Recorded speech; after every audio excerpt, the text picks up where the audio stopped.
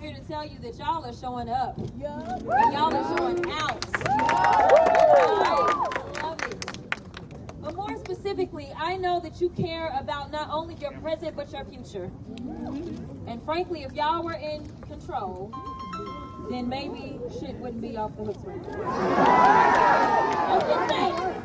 I'm just saying. The people in control clearly don't know what they're doing. But I want to make sure that you stay inspired. Because a lot of times we just get excited for one election and then maybe we fall off. I want you to understand that your moment is now. This is our time. So often for young people, they tell you things like, wait your turn, or not just yet. But the reality is this. Every single movement that we've ever had in this country, it has been led by young people. Never underestimate your power. You are some of the best organizers that we can find. Listen, look at how many people are standing out here. Now, this all just happened this morning. I want to be clear about that. You know, I just got back from Lubbock, Texas. Woo! All right. Yeah, okay, yeah. The state of Texas is big, y'all. Yeah. All right. Yes, I'm doing my best to get around. But I just got back from Lubbock, I think yesterday. I think it was yesterday. I went to Lubbock because a 15-year-old sent me an email. And in that email, she said, Congresswoman Crockett, I really want you to be our next senator, and I want to help you. I just don't know what all I can do. Because obviously she can't vote. But she did say, I would love it if you came to Lubbock. And all I could think about was this was an opportunity to inspire someone who aspires to do so much for her country. And so I asked my team, wherever Zach is, who's one of my babies, he's over there somewhere, he's tall. Zach has been with me ever since I was in the State House. He was one of my interns. I am the only boss he's ever really had. He graduated UT at the age of 20, and by then I was headed off to DC, and he came to DC with me. I am here to tell you not only that I value you as young people, but I also value your voice and your leadership. You should always demand a seat at the table. You should always believe that you can make the change that you seek in this country. I don't want you to sit around and wonder who it is that's coming to save you. Because every morning that you wake up and you look in the mirror, you are looking at the person that's going to save us. Do not doubt yourselves. I get social media is a little wild now, so y'all growing up in a whole different age. But let me tell you, I never was at a political anything when I was your age. You are already ahead of the curve. The very first time that I actually set foot at Congress was probably about the time that I actually was swearing into Congress. Y'all can do this. Do y'all know that y'all can do this? Ooh, that does not sound convincing. Y'all was a lot louder when the music was playing. Y'all was all in. Do y'all know that y'all can do this? Y'all are going to be the difference when we flip this state. I am here to tell you that right now Democrats are outvoting Republicans. And you know the number that is so perplexing to people right now is those first-time voters. They don't know what to do with y'all. Listen, y'all not included in none of the polls. How many of y'all been polled? None of y'all. You're not included in that number. But you are included in the number that knows that when you graduate, you want to have a job. Yeah. You are included in that number that knows that when you graduate, you want to be able to buy a home. Yeah. You are included in that number that knows that when you graduate, you don't want to just go to work so you can pay your student loans, but you want to go ahead and be able to take a few trips. Yeah. I get it. I know. That is why I am not only the most experienced person in this race, but my experience has always looked out for you. I have filed those bills that hopefully will help you and alleviate some of the stressors that are occurring right now when people don't know if they're even going to be able to afford rent, let alone be able to buy a home. You should have access to more than I ever had access to. With every generation, we should be getting better.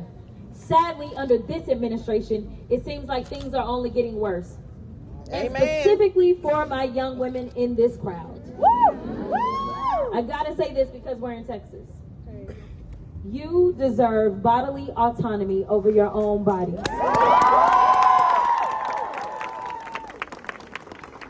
No government or anybody else should be trying to tell you what you can and can't do with your body. And it is such a shame because specifically in Texas, it was in Texas that Roe v. Wade actually happened. That case comes from my district in Dallas. So here it was, we set the world on fire.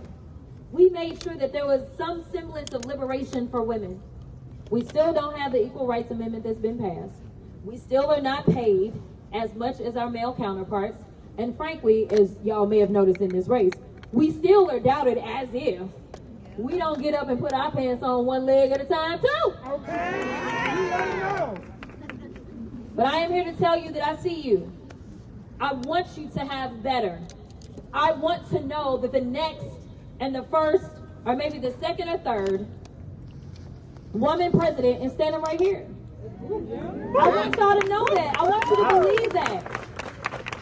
The final thing that I'm going to say is that the only things we can't accomplish are the things that we literally refuse to dream about. Don't allow anybody to limit your dreams and aspirations. I never imagined that I would be the 55th black woman ever to swear into the U.S. House, but I am.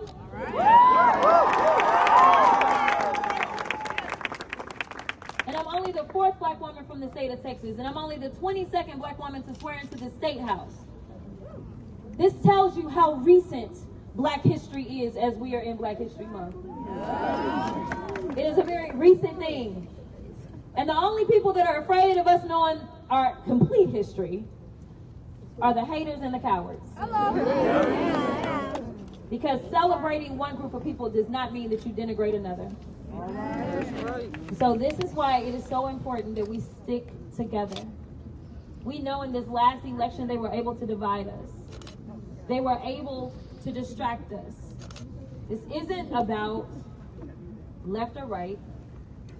It is about right or wrong. That's all it is. This idea that Haitians were eating cats and dogs. Oh yeah, that's ridiculous.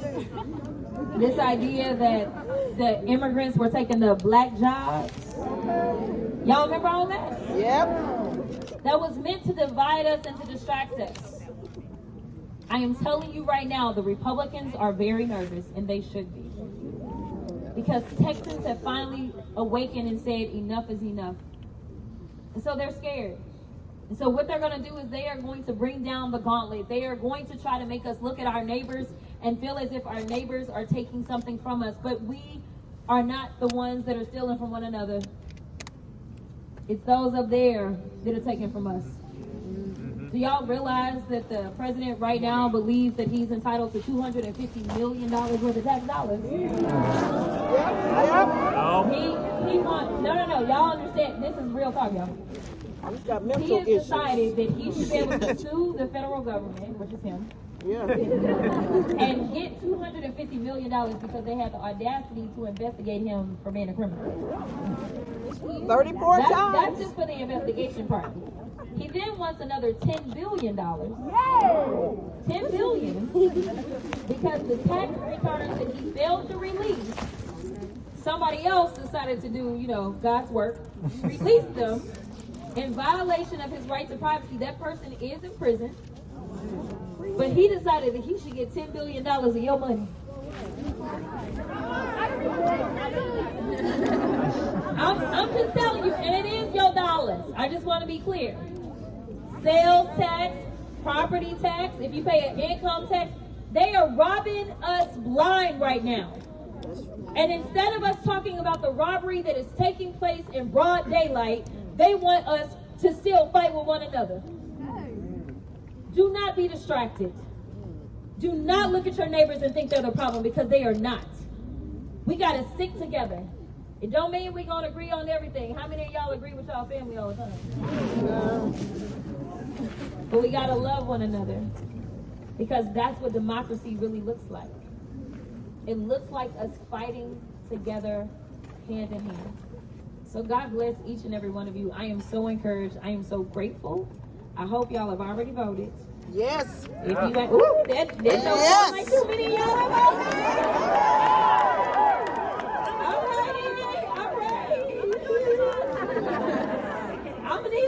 these votes. No, I need y'all to seriously show up. The story that I keep telling reporters that is going to be written, and this is no shade whatsoever to my young men that are here, because I see y'all. But the story that is going to be written is going to be about young women. I am convinced of that. I am wearing a number of friendship bracelets from little girls that they've made for me that cannot vote. I am so confident that young women are ready to fight back, and you're fighting back at the ballot box.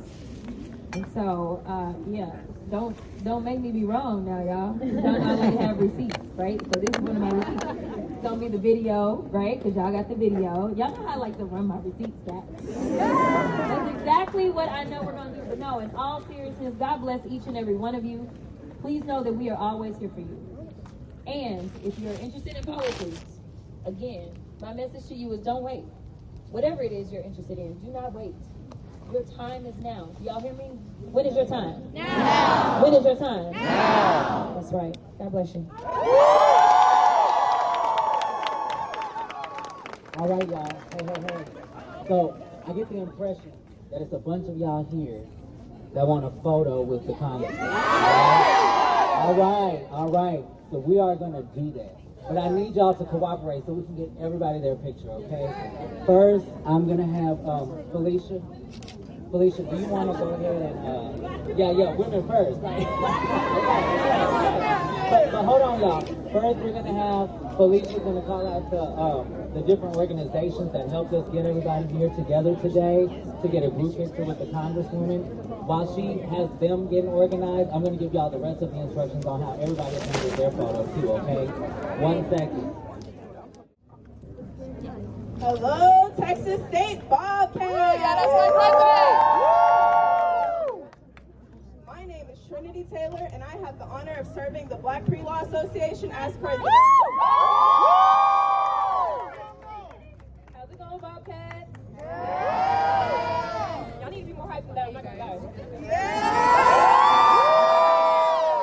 Don't worry, y'all gonna get y'all phone soon. Don't worry. Okay, my name is Felicia Jones, and I'm a proud member of the Black Pre-Law Association.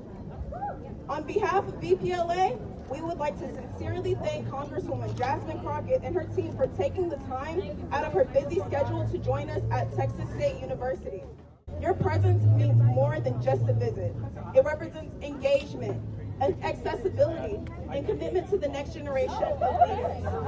We are living in a time when minority student organizations face growing challenges, when academic freedom, especially in cultural and ethnic studies, is being questioned, and when many students across Texas State feel unheard or unseen. In moments like this, representation matters. Leadership matters. Advocacy in events like this matters. Congresswoman, thank you so much for showing up for us, for standing firm, and for continuing to represent Texans with strength and resilience. And to our fellow Bobcats, we just wanted to remind you, your voice is powerful, your vote is also powerful. Civic engagement doesn't start after graduation, but it also starts right now. If you are registered and eligible, make a plan to vote. The San Marcos polling location is in LBJ Student Center, room 306. Early voting has already started, and it will end this Friday on February 27th. The primary voting for the election is March 3rd.